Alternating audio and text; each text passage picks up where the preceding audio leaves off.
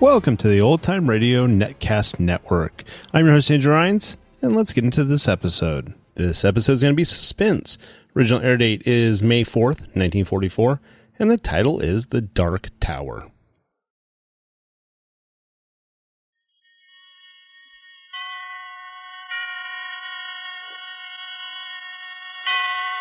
Roma Wines present Suspense.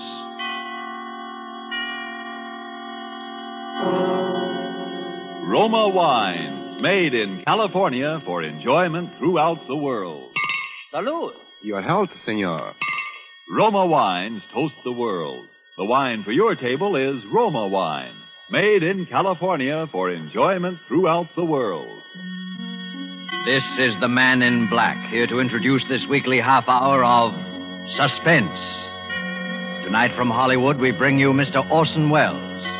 Mr. Welles will appear as star of the suspense drama called The Dark Tower, from the play by George S. Kaufman and the late Alexander Woollcott. But before we raise the curtain on this evening's tale of suspense, here is a message from your host, the Roma Wine Company of Fresno, California. Let us picture a scene in the fashionable restaurant El Patio in Havana, Cuba. From the next table, we hear a Cuban judge of fine wines describe in glowing terms the wonderful climate and soil of our own California.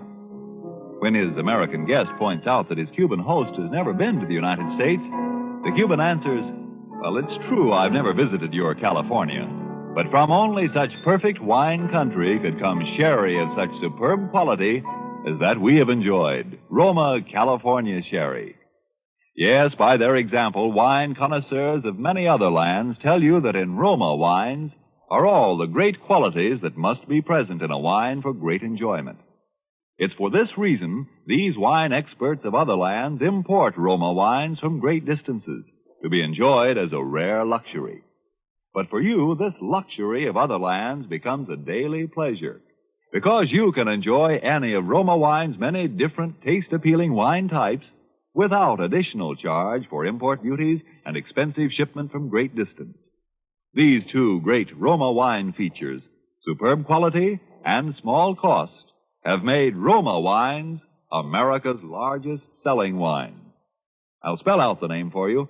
R-O-M-A, Roma Wines, made in California for enjoyment throughout the world. And now with The Dark Tower, and with the performance of our star, Orson Welles, as that noted actor, Damon Wellington, scion of the celebrated royal family of stage and screen, we again hope to keep you in suspense.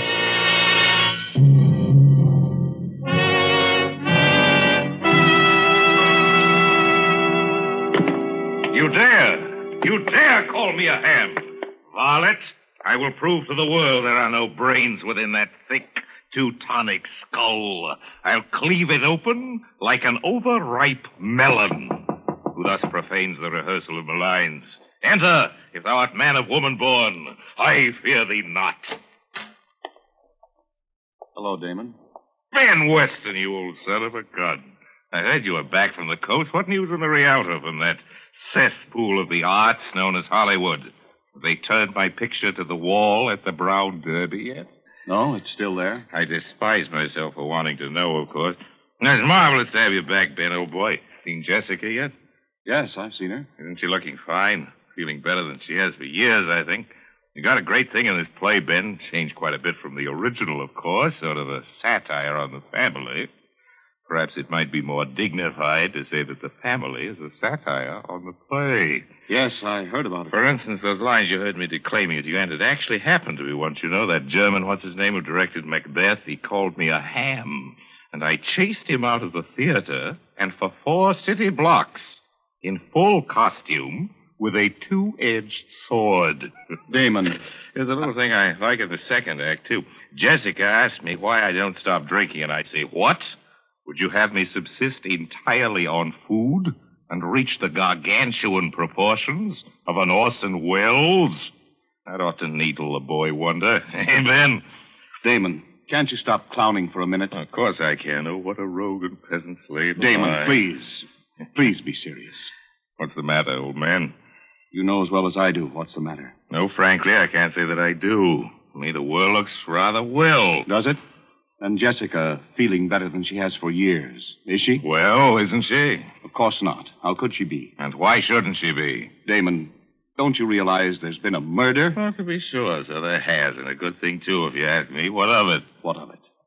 Can't you see the thing is hanging over this house like a curse? I hadn't noticed anything hanging over this house, profane or otherwise. And what about Jessica? Oh, I suppose it's bound to upset her a little, but she's really in fine shape, Ben. She's going to be marvelous in this play. There's more at stake in this than a play, Damon. The thing has never been solved. Perhaps it never will be. Perhaps that's just as well. But Jessica can't remember, don't you understand, Damon? She can't remember. Well, then, Jessica can't remember. Listen to me, Damon. I wouldn't mind it if it was just that other people thought she might have done it. But they would do that anyway. But she does. Oh, come on, Ben. I don't believe it. I've talked to her, Damon. I know. Oh, Damon, I love Jessica more than anything else in the world. You know that. Yes, Ben, I do. But this way, I couldn't. You couldn't marry a murderess. I just think it'd be rather exciting. Now that you mention it, I rather wish I had. Instead of some of those I did marry. Damon. I'm sorry. Pretty serious to you, isn't it, old man? Did you think it wouldn't be? Well, to tell you the truth, Ben, I hadn't thought about it at all. That's the trouble with being an actor. As long as your part's good, you don't give a hang about the rest of the play. You told Jessica? Yes, we had a long talk. How did she take it? You know Jessica. She carried it off, of course. Ben, you know, in spite of all our histrionic bickering, I'm rather nuts about Jessica myself. I know you are, Damon. I have no very fundamental objections to you, either. I would describe you, my dear Benjamin, as adequate. Thanks. So I think perhaps you and I'd better have a nice, long, heart-to-heart talk. What good will talking do? I think if you'll do the listening and let me do the talking, you'll see. Lend me your ears. I will a tale unfold.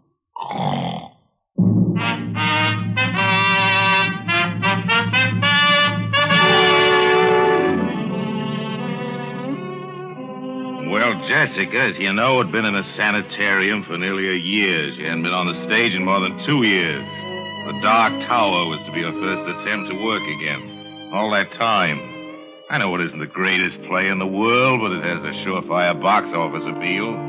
Jessica needed that to get her confidence back. Well, we were just polishing up a few last-minute changes here at the house. David Torrance, the producer, you know, he was there with us. And, of course, there are the usual little differences.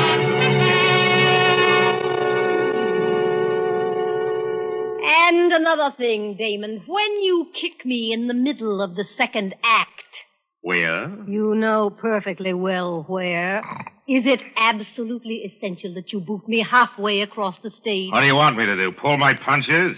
That's one of the high spots in the show. It may be a high spot to you, darling, but it's just a black and blue spot to me. Very well. Henceforth, I shall appear for the second act on crutches. You know, Uncle David, that's not a bad idea. Oh, now, Damon, let's be serious. There's a lot of work to do. I'm quite serious. I could throw him at her. You might try throwing me a cue once in a while. The use of having a play if you just make up the lines as you go along. The critics thought my ad-libbing very witty, remember, dear? Oh, Damon, you're such an insufferable ham. A ham? A ham? Me? A ham? Now, children, please. I fail to see why I should permit that little minx to insult me with impunity, David. How dare you speak to me that way? You started it. I did not. You started. You called me a ham. You are ham, ham, ham. Minx, minx, minx! Stop that brawling. But soft. What light through yonder window breaks? It is the east, and Martha is the sun. I quite agree. What? That you're a ham. Gad, I am beset by harpies. David, haven't you any control over these hirelings of yours? Oh, I'm only the producer, my dear Martha. You at least are a member of the family. And you at least can quit. We're terribly sorry, Aunt Martha. We've been a nuisance, I know, and I apologize. Damon, I even apologize to you. Don't be silly, Jim. I've been much the worst, I know, but I've really been terribly keyed up working again, and you know, Ben is coming east for the opening. Love rears its ugly head. Don't be horrid, Damon. It's all right. I couldn't even be angry if he was. Anyway, I'll have a husband to protect me by this time next week. I can lick him with one hand tied behind me. Damon, seriously. I know I owe you an awful lot. Me? I hadn't actually realized how far I'd gone. These last 6 months have been like coming alive again. The play and Ben. Thanks, Damon. Lord. Now I think I'll dress for dinner. Let's all go out to the... I'll get it. Aunt Martha, where would you like to go? To a rest home. Hello? Who? No. No, he's not here. He's not here, I tell you. He's dead. Oh, darling, what is it? It was for Stanley. For Stanley? Yes. Never mind, darling, it's all right. Just some fool who didn't know. Of course. Damon, you take David and Martha out to dinner, will you? I think I'll lie down for a little while. Oh, come on, Jess. You mustn't let a little thing like that upset you. I know, but I'm awfully tired. Please. Jessica! You'd better leave her alone for a while, Martha. Oh, I suppose so. It was for Stanley Vance, the husband, huh? Yes. He's dead, you say? Might as well tell him about it, Martha. I was always for telling about it. Well, you don't have to. I'd rather. He was the cause of her breakdown, of course. Should have been an actor. That's why Jessica married him. She married him because he forced her to marry him. He controlled that girl's mind like some sort of fiendish hypnotist. My dear Martha, I've always said that if Jessica was fool enough to marry a psychoanalyst... Damon, stop playing the heartless brother. You saw what Stanley did to her. I was in Hollywood. Perhaps that's why Damon went to Hollywood, huh? Well, what could one do? She was legally married to the man. She'd listen to no one but him. Here's what happened, David. She went to this fellow to be psychoanalyzed, and in the process, something happened. I don't know what it was, but Vance acquired a power over Jessica's mind that was utterly inhuman. He married her quite frankly to have her support him. Then he found he'd overplayed his hand and sent her into a complete mental collapse. When he found he couldn't snap her out of it, and she was no longer a source of revenue to him, he simply decamped. You say Vance is now dead? We heard the happy news about 6 months ago. Some public benefactor had shot him. I've always meant to look that fella up. From that very day, she began to get better. From the moment she heard the news, it was as though a spell had been lifted. Now she's practically all well. You know, it's odd at that, someone phoning for him after all these months. Probably the sheriff just catching up. Oh, I wonder who that could be. Damon, you don't suppose... I'll go. It may be a peasant with a petition. Good evening. My dear Martha, you are positively psychic. The Honorable Stanley Vance. Thank you. I trust the shock will not be too great. One knoweth not the place, nor the hour when the bridegroom cometh, does one? My luggage will be here shortly. Listen to me, Stanley Vance. Good evening, Martha. I regret to arrive so unceremoniously. I have been ill. So we have been told. We have been assured, however, that your illness was fatal. Damon, I thought Stanley. Jessica. My poor, poor darling. Stanley. Oh, but you're ill, my dear, aren't you? You're ill. You should be resting. You're tired and exhausted, aren't you? Terribly, terribly tired. Yes. I am tired. Oh, great. Terribly tired. I'll take you up to your room, darling.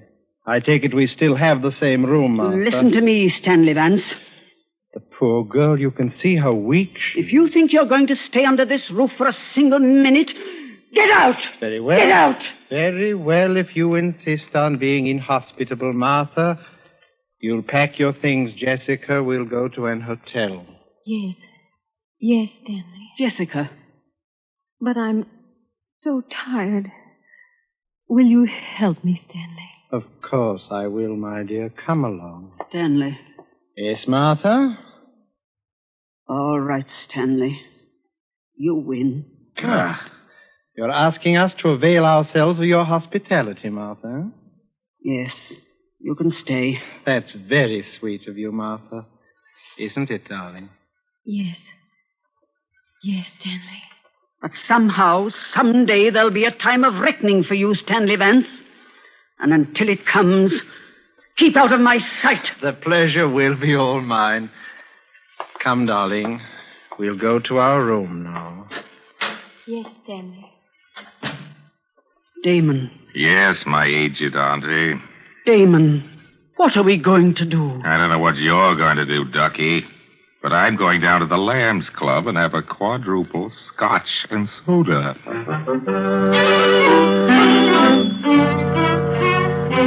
You may think it heartless of me, but during the next few days I simply stayed away. I think you'll understand my reasons later. As for Jessica, she was, of course, completely in his power again, and about a week later there appeared upon the scene a gentleman who was destined to play a very substantial role in our little drama. I think you've already met him, at least on one occasion. I'll get it, Jessica, darling. Hello? No, Mr. Damon Wellington isn't here. Can I take a message, please? Mr. Max Hartsfeld. Hartsfeld. I'll tell him you called, Mr. Hartsfeld. I really couldn't say. Well, you can come up and wait if you like, of course, but I can't promise he'll see you. Very well, goodbye. Jessica? Yes, Stanley. Do you know any friend of Damon's named Max Hartsfeld? No, Stanley. He seemed extremely eager to see him. He said he'd come up here and wait. Oh, I see. That's no matter. Tell me, darling, have you been feeling a little stronger these last few days? Yes. I think perhaps I am, Stanley. But of course you're not ready to go back on the stage again, are you, darling? No. Of course not, Stanley. Poor darling. No more love, no more. Well, my little lovebirds, how are you two? How are you, Jessica? A little stronger, I think. Am I a little stronger, Stanley? Of course you are, my dear. Jessica, I think you'd better leave us now. There's something I want to talk over with Damon. Yes, Stanley. I'll see you again very shortly, darling. Yes, Stanley. Well, Damon, I've been wanting to talk to you for some time. Really, I wish I could say the same. I suppose you realize, Damon, that it's out of the question for Jessica to go on in the play in her present condition. Kind of the point, will you, Vance? I have a pressing engagement with a pin-up girl, and I have got to change into my zoot suit. No, seriously, Damon, I know that you somehow connect me with Jessica's condition. By an odd coincidence, I do. What of it? I know it would make you and everyone very happy if Jessica could go on in the play. Aha, the light at last illuminates my addled wits, so it's a shakedown. A shakedown, is it, Stanley? My dear Damon, I really don't know what you're talking about. Look here, my larcenous in-law. I've been shaken down by experts on every conceivable count, including the Mann Act in my time, and I can smell them a mile away. What you propose is that for certain financial considerations, you will leave this happy home, Jessica will recover, and she can go on in the play. The answer is no. There won't be any play without her, Damon. Are you suggesting that my name is not sufficient to draw the suckers? I can get a dozen people to play Jessica's part. Margaret O'Brien, Marjorie Main, Daisy, Agnes Moorehead. Makes no difference to me. Anybody at all. Don't try to bluff me, Damon. After all this build-up, you won't dare go on without Jessica. You little know me, Stinky. You may consider your little farce as having closed on opening night. As for Jessica, I'm very much afraid that she's made her bed, and now she'll have to lie in it. There's no cure for her short of murder with yourself as a victim, and I do not propose to put my neck in the hangman's noose. Good night. I think you'll see things my way a little later, Damon. Forbid. By the way, did I have any calls? Oh, yes. Max Hartsfeld called. Max Said he was coming up here to wait for you. Good heavens, when? He's on his way now, I imagine. Look, tell him I'm out. Will you going to Hollywood or something? Fella's been pestering me all week, wants to buy into the show, and I simply don't want to see him.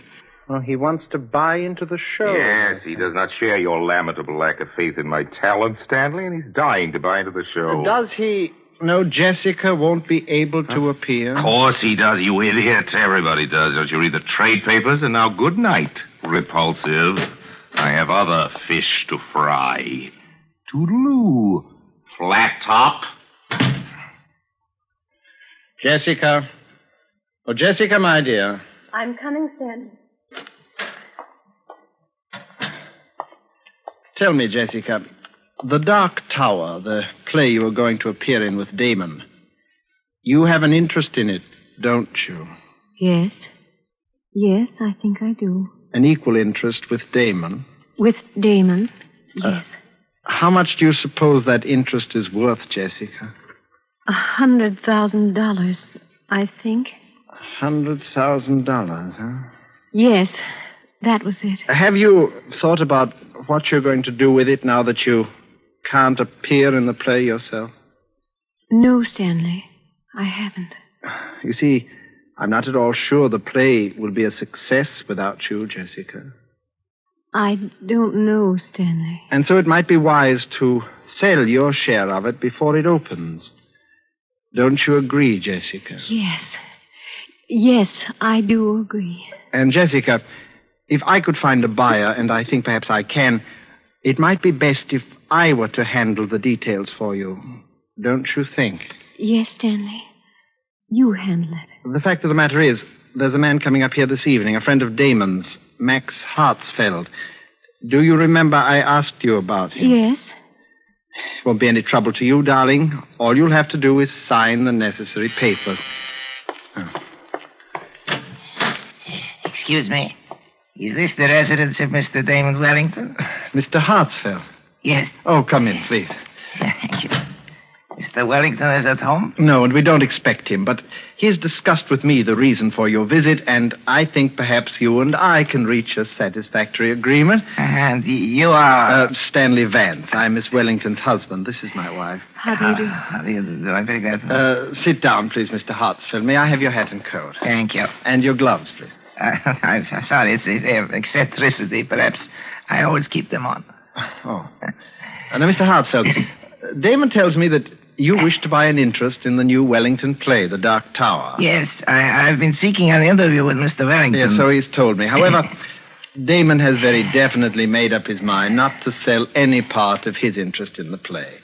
You are sure of this, Mr. Vance? Oh, yes, quite sure. I had a long talk with him about it only this evening. I see. I will not conceal from you that this is a source of great disappointment to me, Mr. Vance. I have such a deep admiration for the talents of Mr. Wellington. I've ventured in a few previous theatrical enterprises. Now, at last, I hope... I quite understand your feelings, Mr. Hartsfeld, and I think that I may be able to help you. Yes? Yes. You see, Damon owns only half of the Wellington interest in the play.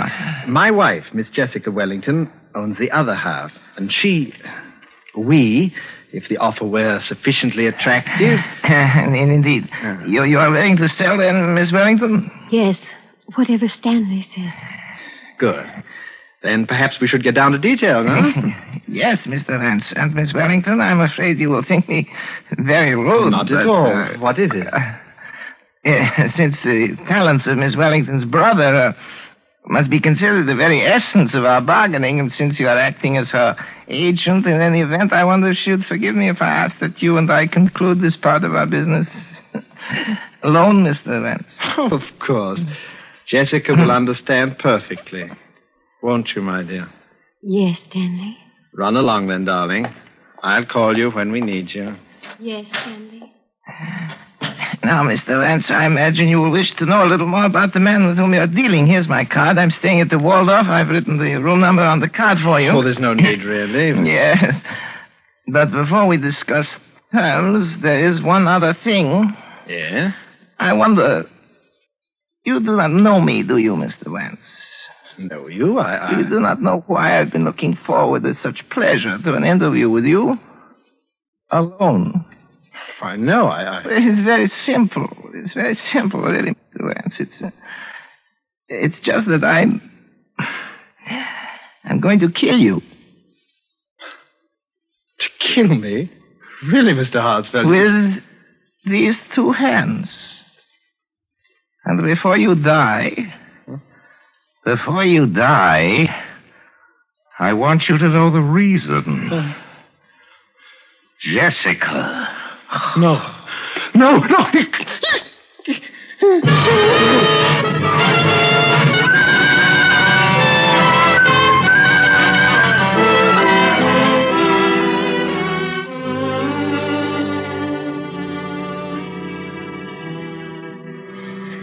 So you see, Ben, there is your murderer, Mr. Max Hartsfield. And I hope you're duly grateful to him. An elusive fellow, Hartsfield. The police have been trying to find him for 2 weeks. They never will. Left no fingerprints, you see. He always kept his gloves on. It's an eccentricity. Damon, wait a minute. Do you mean you? My dear Muttonhead. Listen, darling, the whole thing's perfectly clear. It's as plain as the putty nose on Max Hartsfield's face. I still can't get it into my head. Benjamin, if you don't know who Max Hartsfield is by now, you are the only person within the sound of my voice who does not. You mean you impersonated... Then it wasn't Jessica. Jessica? She never could have done it. The girl has talent, but no genius. But Damon, murder. Murder, he says. Dear friend, you share with me a guilty secret. Your lips are sealed. Come. In the words of Hamlet, never, so help you mercy. Note that you know aught of me. Swear by my sword. What? Swear! I swear. Well said, old mole. Well, I think that winds up the case, Watson. Jessica will receive by registered post a signed confession by Max Hartsfield, bound in vellum. That should end her worries. You may consider it as my wedding present. It will be a work not without literary merit, although written lefty. I should prefer it to be published posthumously. I look forward to a long and brilliant career in the theater. I should not care to terminate it abruptly upon so paltry a characterization as the late Max Hartsfield. Music. Curtain.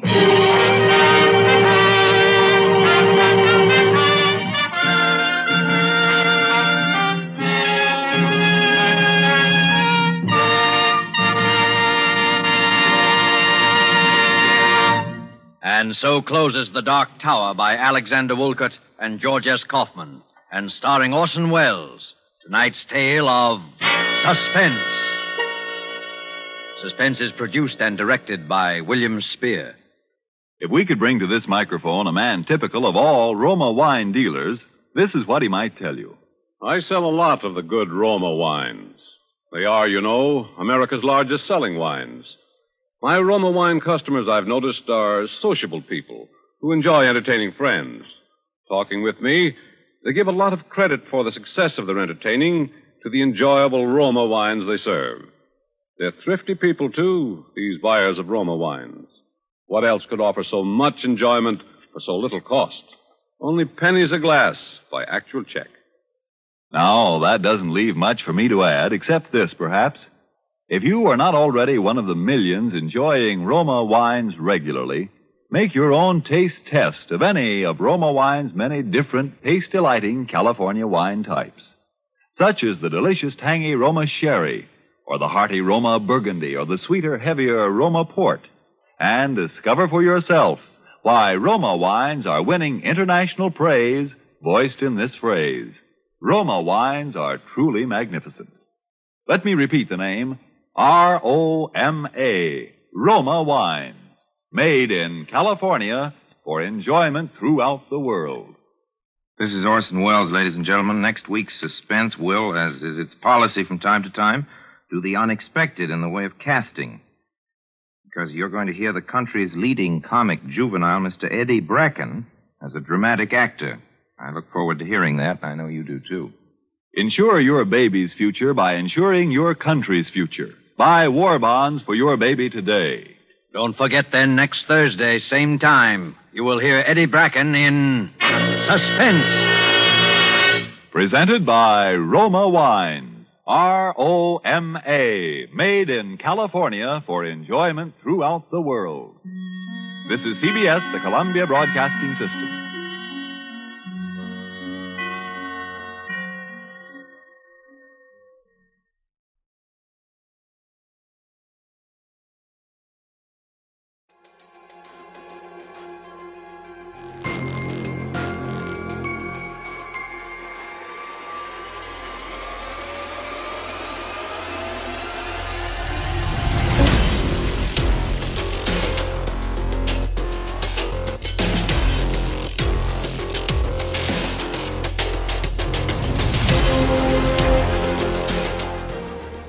Welcome back. I hope you enjoyed this presentation from the Old Time Netcast Network. For more great shows, go to otnetcast.com. Don't forget to like and rate this episode in your favorite podcatching client.